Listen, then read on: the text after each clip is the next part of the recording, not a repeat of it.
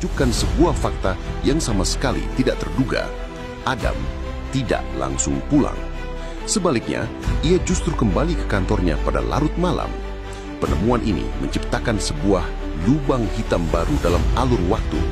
Sebuah periode krusial yang tidak diketahui sebelumnya, di mana Adam melakukan aktivitas rahasia yang tidak ia beritahukan, bahkan kepada istrinya sendiri. Ini mengubah segalanya. Tim Kombes Budi segera mendapatkan dan menganalisis rekaman CCTV dari gedung Kemenlu. Rekaman itu menunjukkan pada pukul 21.43, Adam Yudhistira yang seharusnya sedang dalam perjalanan pulang justru masuk kembali ke lobi kantornya. Ia terlihat berjalan dengan langkah yang cepat dan tampak waspada. Di tangannya, ia membawa dua barang, sebuah tas ransel hitam yang biasa ia gunakan untuk bekerja dan sebuah tas belanja dari kertas berwarna coklat, kemungkinan berisi baju yang baru ia beli di Grand Indonesia. Rekaman dari CCTV di dalam lift kemudian menunjukkan ia naik sendirian ke lantai paling atas gedung tersebut. Analisis lebih lanjut mengungkap bahwa ia berada di area lantai atas dan rooftop selama 1 jam 26 menit dari pukul 21.43 hingga 23.09. Fakta yang paling signifikan muncul dari rekaman saat ia turun. Pada pukul 23.09, CCTV kembali merekam Adam keluar dari lift di lobi. Namun kali ini, ada yang berbeda. Ia turun dengan tangan kosong. Tas ransel dan tas belanja yang ia bawa naik kini tidak lagi bersamanya. Ia langsung berjalan keluar gedung dan seperti yang terekam di CCTV Wisma, tiba di kosnya pada pukul 23.23. Pertanyaan besar kini memenuhi ruang rapat tim Budi. Apa yang Adam lakukan di rooftop selama hampir 1,5 jam dan di mana kedua tasnya sekarang? Menyadari bahwa kedua tas tersebut kemungkinan besar berisi barang bukti krusial, entah itu data kasus TPPO yang sedang ia tangani atau petunjuk lain, Kombes Budi tidak mau mengambil resiko. Ia tahu informasi ini akan segera menyebar ke media, dan jika para pelaku mengetahui tentang tas yang tertinggal itu, mereka mungkin akan berusaha mengambilnya sebelum polisi. Budi segera membentuk tim khusus untuk melakukan penyisiran total di rooftop gedung Kemenlu malam itu juga. Operasi ini dilakukan secara diam-diam untuk menghindari perhatian. Tim forensik dengan peralatan lengkap menyisir setiap sudut dari area rooftop lantai 12. Ini adalah pekerjaan yang sulit. Rooftop sebuah gedung perkantoran besar penuh dengan instalasi teknis, unit pendingin udara raksasa, menara air, panel surya, dan berbagai celah serta ruang servis yang tersembunyi. Tim bekerja di bawah penerangan lampu sorot, memeriksa setiap kemungkinan lokasi persembunyian. Mereka mencari di balik mesin-mesin, di dalam saluran ventilasi yang tidak terpakai, dan di antara instalasi pipa yang rumit. Selama beberapa jam pencarian itu tidak membuahkan hasil, menimbulkan kekhawatiran bahwa pelaku mungkin sudah lebih dulu sampai di sana. Tepat setelah tengah malam, salah seorang anggota tim forensik yang memeriksa sebuah panel akses servis di dinding menara air menemukan sesuatu. Panel itu tampak tertutup rapat, tetapi saat diperiksa lebih teliti, ada bekas goresan baru di salah satu skrupnya. Setelah dibuka, di dalam ruang sempit yang gelap itu, mereka menemukannya. Sebuah tas ransel hitam dan sebuah tas belanja kertas, persis seperti yang terlihat di rekaman CCTV. Kedua tas itu segera diamankan dan dibawa ke laboratorium untuk diperiksa. Isi dari tas belanja sesuai dugaan, berisi beberapa potong pakaian baru. Namun di bagian dasarnya ditemukan sebuah ponsel sekali pakai, burner phone, dan sebuah pelacak GPS kecil yang masih baru di dalam kotaknya. Ini mengindikasikan bahwa Adam mungkin merasa dalam bahaya dan sedang mempersiapkan sebuah rencana darurat. Isi dari tas ransel bahkan lebih signifikan lagi. Di dalamnya, tim menemukan sebuah laptop kerja standar, namun yang paling penting, sebuah hard drive eksternal yang terenkripsi dan beberapa map berisi dokumen-dokumen tebal dengan stempel rahasia dari direktoratnya. Tim Budi kini yakin, inilah inti dari semua masalah. Data dan bukti fisik kasus TPPO yang sangat sensitif. Penemuan tas di rooftop secara drastis mengubah pemahaman tim Budi mengenai motif pembunuhan. Awalnya, mereka berasumsi bahwa Adam dibunuh murni untuk membungkamnya sebagai saksi kunci.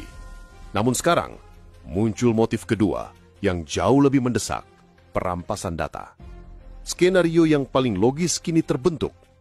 Sindikat Prakoso Wijaya tidak hanya tahu bahwa Adam memiliki data tersebut, tetapi mereka juga kemungkinan besar sedang mengawasinya pada malam itu. Mereka tahu Adam pergi ke Grand Indonesia dan mungkin mengikutinya. Ketika Adam tidak langsung pulang dan malah kembali ke Kemenlu, para pelaku pasti menyadari bahwa target mereka sedang mencoba melakukan sesuatu di luar dugaan. Mereka mungkin tidak bisa mengikutinya hingga ke rooftop karena tingkat keamanan gedung. Tetapi, mereka tahu ia naik ke atas dengan membawa tas-tas tersebut dan turun tanpa membawanya. Ini menciptakan sebuah masalah besar bagi mereka. Target utama mereka, yaitu data di dalam tas ransel itu, kini berada di lokasi yang aman dan sulit dijangkau. Rencana mereka untuk mungkin menyergap Adam di jalan atau merampoknya di kos menjadi tidak berguna jika datanya tidak ada padanya. Oleh karena itu, misi mereka berubah. Mereka harus mendatangi Adam di kosnya, bukan hanya untuk membunuhnya, tetapi untuk melakukan interogasi paksa demi mengetahui di mana tepatnya ia menyembunyikan data tersebut. Kombes Budi dan timnya kini bisa merekonstruksi ulang malam kejadian dengan alur yang jauh lebih jelas. Setelah menerima telepon dari istrinya saat di Grand Indonesia, Adam Yudhistira kemungkinan besar menyadari bahwa ia sedang diawasi atau diikuti. Sebagai seorang diplomat yang terlatih dalam hal keamanan dasar, ia tahu bahwa pulang ke kos dalam kondisi seperti itu sangat berbahaya, terutama karena ia sedang membawa data kasus yang paling krusial. Dalam sebuah keputusan cepat, ia mengubah rutenya. Ia tidak pulang. Ia menuju ke satu-satunya tempat yang ia anggap sebagai wilayah kekuasaannya dan memiliki tingkat keamanan yang lebih tinggi. Kantornya sendiri, gedung Kemenlu. Tujuannya pergi ke rooftop bukan untuk bunuh diri, melainkan tindakan pengamanan data yang cerdas. Ia tahu bahwa jika terjadi sesuatu padanya malam itu, data tersebut tidak boleh ikut hilang atau jatuh ke tangan yang salah. Rooftop adalah lokasi yang sempurna. Aksesnya terbatas, tidak banyak orang, dan memiliki banyak tempat untuk menyembunyikan sesuatu secara temporer. Ia menghabiskan 1,5 jam di sana, kemungkinan besar untuk mencari lokasi persembunyian terbaik dan mungkin juga mencoba menghubungi seseorang menggunakan ponsel sekali pakai yang ia siapkan, meskipun tampaknya tidak berhasil. Tindakan Adam di rooftop adalah sebuah langkah protektif. Ironisnya, tindakan yang seharusnya melindunginya dan melindungi datanya ini justru menjadi tiket kematiannya. Saat Adam tiba di Wisma Cendana pada pukul 23:23, sang eksekutor, Roni, kemungkinan besar sudah menunggunya atau sudah berada sangat dekat dengan lokasi. Operasi ini difasilitasi oleh Basuki dan Suryo yang telah mematikan sistem CCTV. Ketika Roni berhasil melumpuhkan Adam di dalam kamarnya, misi utamanya bukanlah langsung membunuh. Misi utamanya adalah mendapatkan informasi lokasi data yang telah disembunyikan. Adegan di dalam kamar 308 ini kini berubah dari sekedar eksekusi menjadi sebuah sesi interogasi yang brutal. Roni, dengan keahliannya, kemungkinan besar menggunakan kombinasi siksaan psikologis dan zat kimia seperti midazolam yang ditemukan saat otopsi untuk mencoba memaksa Adam bicara. Ia butuh jawaban dari satu pertanyaan, di mana kau sembunyikan tas itu? Namun Adam, bahkan dalam kondisi setengah sadar dan ketakutan, tampaknya menolak untuk memberikan informasi tersebut. Kegigihannya untuk melindungi hasil kerjanya pada akhirnya membuat para pelaku frustasi. Interogasi itu gagal. Karena tidak berhasil mendapatkan lokasi data dan tidak bisa meninggalkan saksi hidup, Roni tidak punya pilihan lain selain melanjutkan ke misi sekundernya, melenyapkan Adam. Kegagalan interogasi ini juga bisa menjelaskan detail baru yang diungkap oleh kepolisian mengenai kondisi jenazah. Plastik, kemudian baru lakban kuning. Dr. Aris menjelaskan kepada tim Budi bahwa ini menandakan proses yang mungkin berjalan lebih kasar dari yang dibayangkan sebelumnya. Plastik, kemungkinan besar kantong sampah yang ada di dalam kamar, bisa jadi digunakan pertama kali untuk membekap wajah korban dengan cepat. Tujuannya adalah untuk menimbulkan disorientasi, meredam suara teriakan secara instan, dan memulai proses sufokasi. Setelah korban lemas atau tewas akibat bekapan plastik, barulah lakban kuning digunakan. Tujuannya bukan lagi sebagai senjata utama, melainkan sebagai alat untuk menyempurnakan pementasan.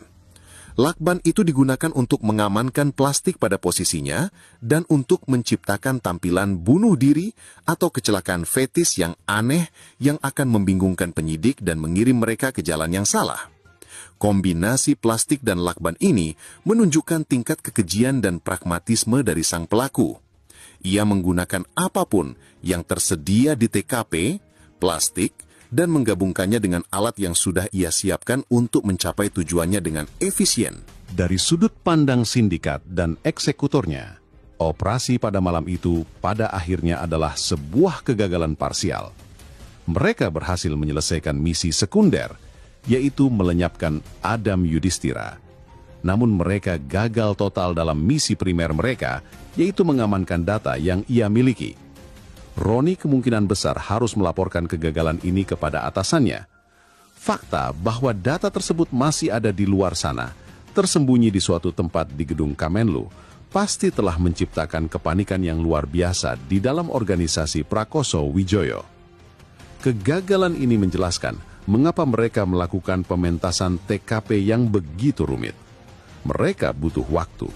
Mereka berharap penyelidikan polisi akan berjalan lambat, terjebak dalam teori bunuh diri atau kecelakaan, memberi mereka waktu beberapa hari atau bahkan minggu untuk mencoba menemukan cara mengambil kembali tas yang disembunyikan Adam sebelum polisi menemukannya.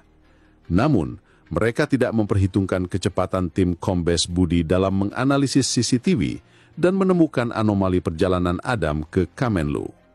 Perburuan data kini telah menjadi sebuah perlombaan antara polisi dan sindikat. Pada akhirnya, tindakan terakhir Adam Yudhistira di atas rooftop gedung Kamenlu bukanlah sebuah tindakan keputusasaan, melainkan sebuah tindakan perlawanan yang paling heroik. Ia tahu ia berada dalam bahaya besar, dan ia sadar bahwa data yang ia bawa jauh lebih berharga daripada nyawanya sendiri. Dengan menyembunyikan tas ransel itu, ia melakukan sebuah pengorbanan yang terencana.